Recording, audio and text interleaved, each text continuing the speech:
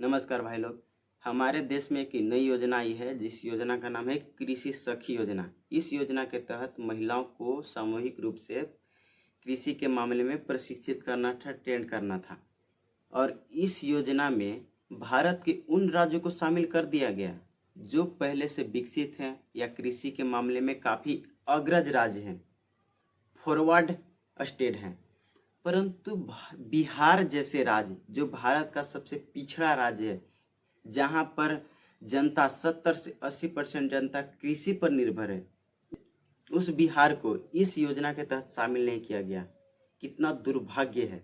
और सबसे दुर्भाग्य की बात तो ये है कि हमारे बिहार के 8 सदस्य, 8 नेता मंत्रिमंडल में शामिल हैं, फिर भी बिहार को इस योजना में शामिल नहीं किया गया। और सबसे बड़ी दुख की बात तो ये है कि जो सोच रखते थे बिहार फर्स्ट, बिहारी फर्स्ट का, हमारे चिराग पासवान जी, युवा नेता बिहार के, उनको मंत्रिमंडल में शामिल होते हुए भी बिहार जैसे राज्य को शामिल नहीं किया गया। क्यों? क्या भाजपा वाले या कांग्रेस वाले, कोई भी भारत की सरकार हो, किसी की भी सरकार हो, ये मानते हैं, ये जानते हैं कि बिहार के महिला और बिहार के लोग सिर्फ और सिर्फ ईटा पत्थर ढोने का काम करें और सिर्फ गोईठा चिपरी का ही काम करें, मजदूरी करें, वही ठीक है। कृषि में आगे ना बढ़ें, उद्योग में ना बढ़ें, सड़क नेटवर्क में ना बढ़ें, हाईवे में ना बढ़ें, किसी भी चीज़ में बिहार आगे ना बढ़े, सिर्फ और सिर्फ मजदूरी करते रहे, मजदूर फैक्ट्री बने रहे बिहार। क्यों? यही चाहते हैं ना सब। और हमारे बिहार के जनता इतना समझदार, इतना मासूम है भैया कि ये सब देख रहा है फिर भी आवाज़ नहीं उठा रही है। तो भाई, अपने हक के लिए हम लोग खुद मांगेंगे ही नहीं, आवाज़ उठाएंगे नहीं, तो हमको देगा कौन? केवल वोट देने से थोड़ी होगा। इन नेताओं से मांगना पड़ता है, छीनना पड़ता है। और वैसे भी खैर, आप लोग के ज़रूरत का है इस सब योजना में शामिल होने के लिए। आपको क्या ज़रूरत है? बिहार में जो उच्च वर्ग के लोग हैं, उच्च कैटेगरी के लोग हैं, उनको ज़रूरत नहीं है। मिडिल क्लास के लोगों को फुर्सत नहीं है, और गरीब लोगों के पास ताकत नहीं है, पावर नहीं है। बस मरते रहो सबके सब। सब अपने अपने बारी का इंतज़ार करो, मरते रहो। आज नहीं तो कल सबको मरना ही है।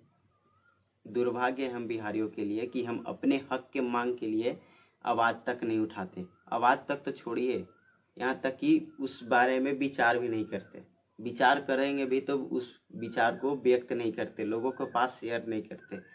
तो मांगिएगा का, मिलेगा का आपको बिहार वालों?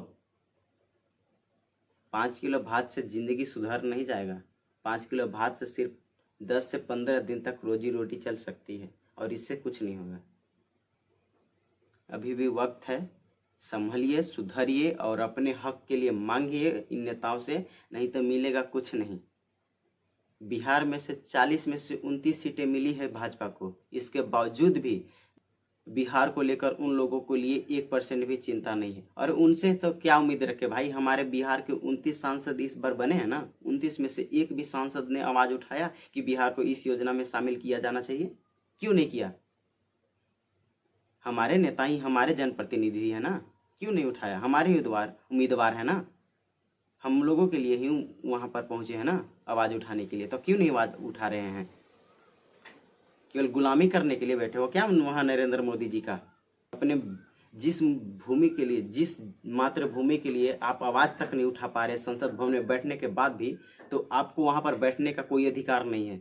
अपने राज्य के लिए, जब अपने जन्मभूमि के लिए आवाज़ नहीं उठा सकते, तो तुमको पावर में आने का क्या फ़ायदा? उससे बढ़िया तो घर बैठे रहते, कुर्सी पे बैठ के 4-5 किलो अनाज तुमको भी मिल जाता, तुम लोग भी खा लेते। लेकिन आवाज़ नहीं उठाओगे क्योंकि तुम लोगों को सिर्फ सत्ता चाहिए, सीट चाहिए, और कुछ नहीं चाहिए। जनता जाए भाड़ में।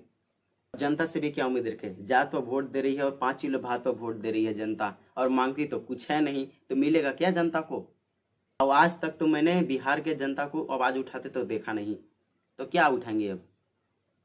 बिहार के जनता सोच रही है कि हम लोगों के लिए कोई आए और खुद करके दे, तो ऐसा होने वाला तो है नहीं, होगा भी नहीं कभी, और मिलेगा तो कभी नहीं बिहार के। क्योंकि बिहार के जनता बाहर के राज्यों में मजदूरी कैसे करने जाएंगे जब सारा चीज़ बिहार में ही उपलब्ध हो जाएगा? तो अभी भी वक्त है बिहार के लोग, आप लोग समझिए, इस बात को समझिए और अपनी हक के लिए मांग उठाइए, आवाज़ उठाइए, और नहीं तो कुछ मिलने वाला नहीं है।